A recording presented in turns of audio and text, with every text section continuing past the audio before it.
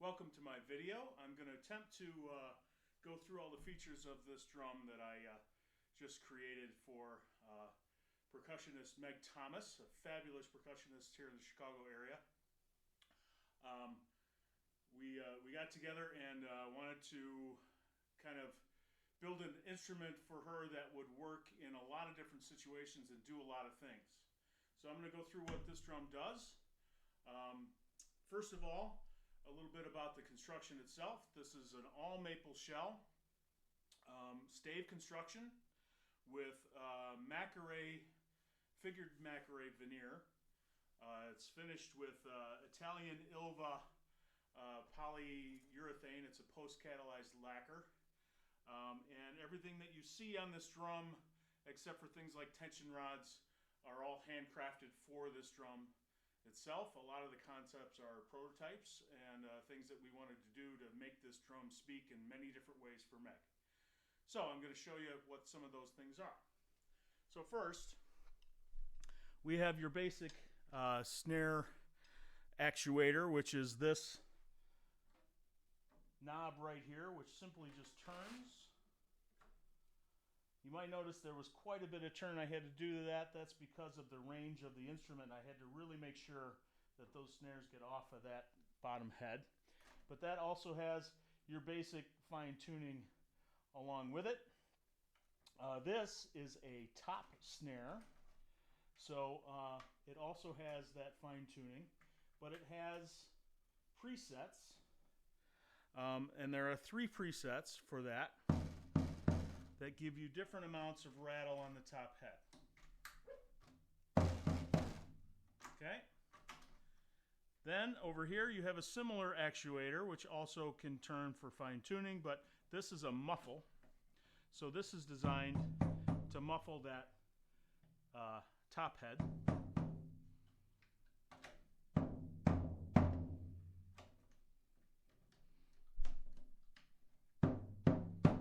So you can see the difference that makes.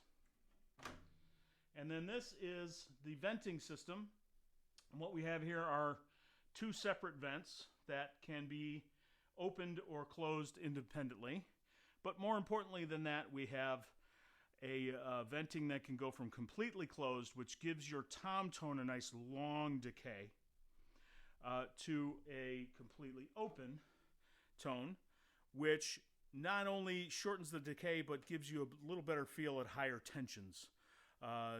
You don't notice a big difference in it, but the feel is definitely much different when that air's got someplace to go. So, also within this is the actuator for the muffle on the bottom. There is a bar inside of the drum, wrapped in cloth that actually rests on the bottom head, and you can control that by simply lowering this until it touches the bottom. So there it's touching the bottom. Here it's free. So what I'm going to do is we're going to start at tom, which is where we're at now. This top head is very loose, actually barely even on. So this is where we wanted to start because I know Meg uses a lot of toms in the different projects she's working in. So this is what the tom sounds like.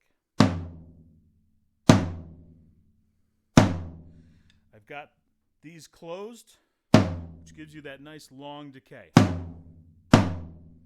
Okay, now you can go from this to a nice medium field snare type of a tone by turning all the snares on and muffling the top head a little bit.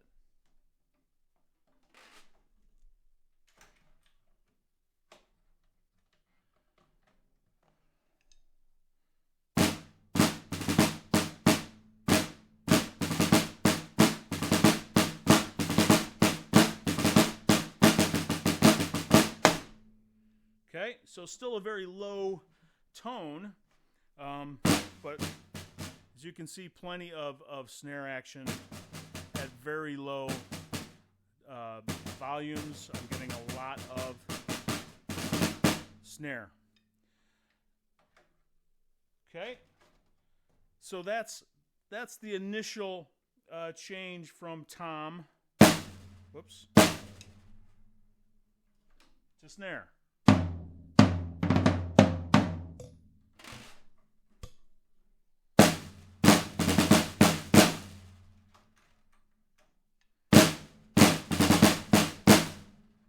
And if you really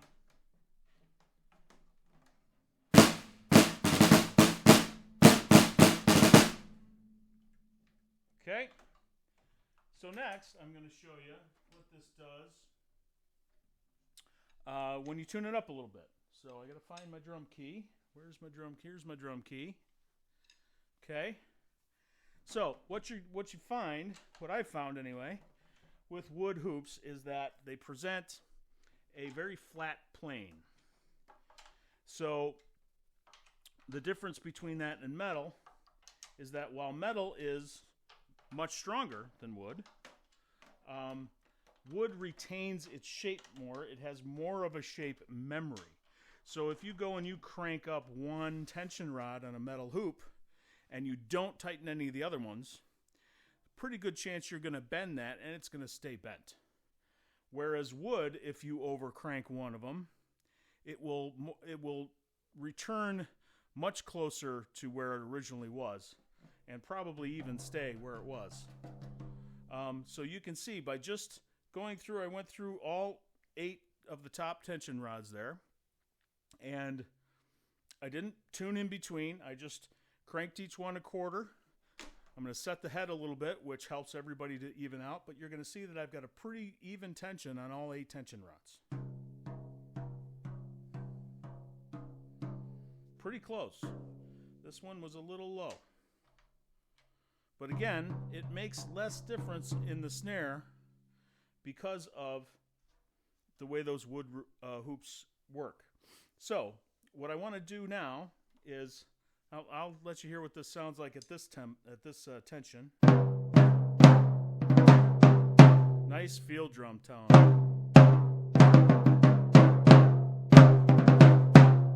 Okay, let's throw a little bit of rattle in there. Can't see it from where I'm standing. Okay, so those are just barely on the head. Nice long. I can tighten those up to the third one, and it's a nice short one. I can add in the snares.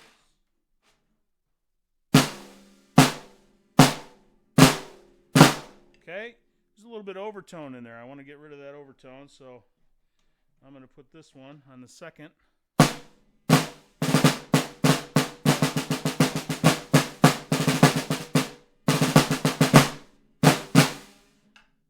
We're in snare, so we might want to open that up. Gets rid of some of that snare buzz because the air had nowhere to go. And now it does. Okay. So now I'm going to take this and I'm going to crank it up a little bit more. Again, just quarter turn on each one. Using the star tuning method. You can tell that one's a little low.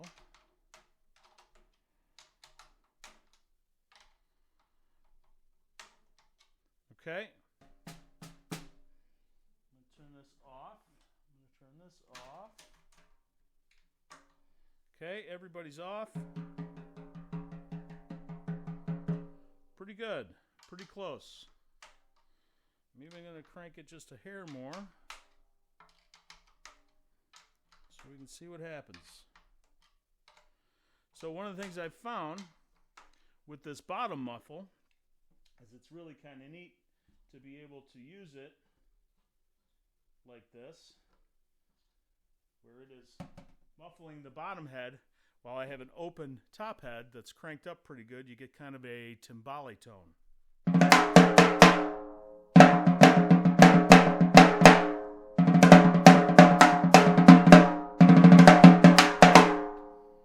So that's another timbre that we've added to what this little guy can do. So now it gets real crazy. I'm going to introduce you to the rimbarine. That's this one right here. This is basically an attachment that I built for this drum, and what it does is it clamps right onto the rim here, and this knob here controls how much sensitivity you get out of the jingles because of the tension it has on the head. Right now it's all the way out, so we're just going to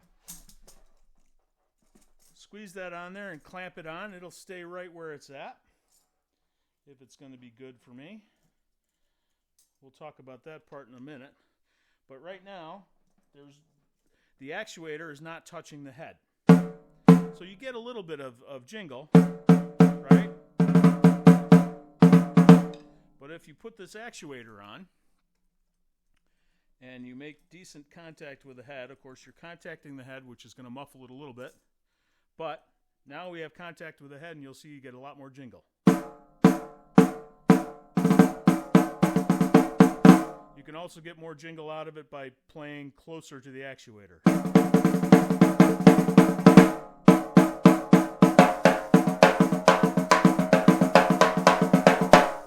Okay, so the Rimbarine also has a playing surface here. It actually has two playing surfaces.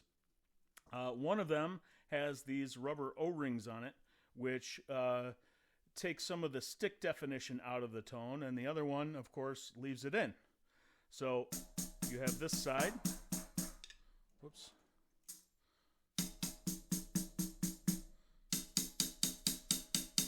You can hear how you get a lot more stick definition out of the left side than the right.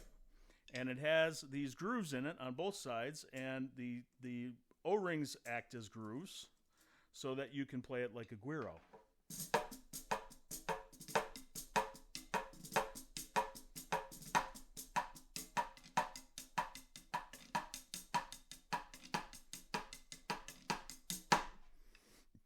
So that's a little extra something. You might be wondering what the heck these crazy things are. These are rattles. So what I'm going to do is I'm just going to pull either side like this so that they just hang out on the head there. And you get that little after buzz. So if you wanted some really buzzy kind of crazy things going on,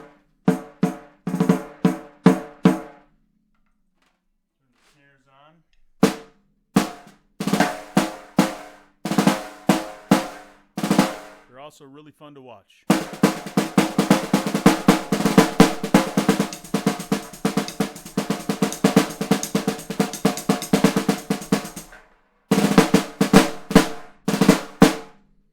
So that's kind of the range of what we can get to, from a low tom all the way to this high kind of drum with extra tones in it. One of the other things I really like to do, just to show you how this works, if you want to turn these rattles off, you simply grab it at this middle loop, pull it tight like that, and put them over the top. Now they're not in the way of the snare anymore. So one of the things I really like to do that I found was really cool about this Rimbarine is that in the tom tuning, before we get to that, I forgot. I wanted to show you what this sounds like with some brushes. I looked over and there were my brushes, and I went, "You didn't do the brush part, you dummy." So here's the brush part.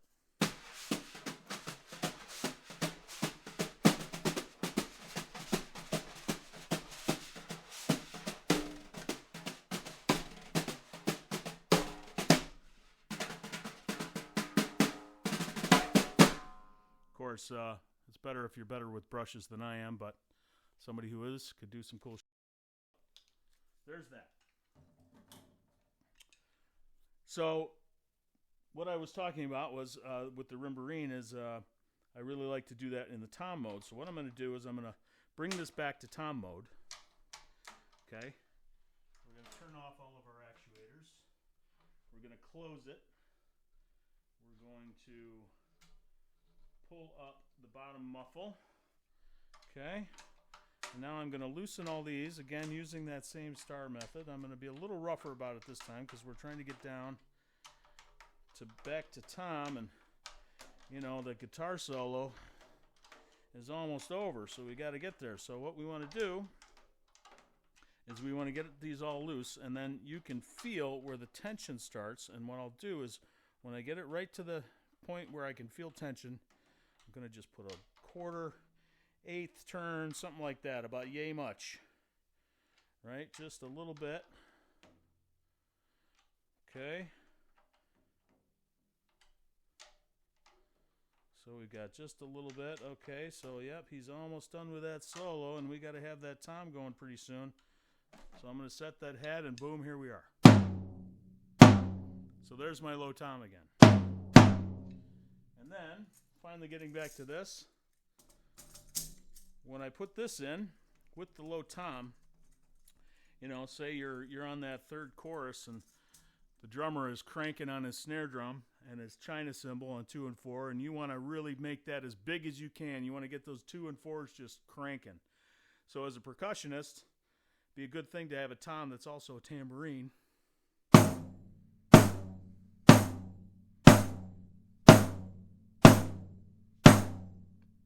And that gets you all the way there, all the way home, baby. So that's the UltaSnom. And I hope Meg can get a million more sounds out of it than I can. I'm sure she can, and I hope she enjoys doing that. And I look forward to seeing what she can do with it. And I also look forward to hearing from any of you who might be interested in a drum that's maybe a little different. At Shell Shock, what we like to say is play something different. So that's what I like to do. So thanks for watching my video, and hope to hear from you soon.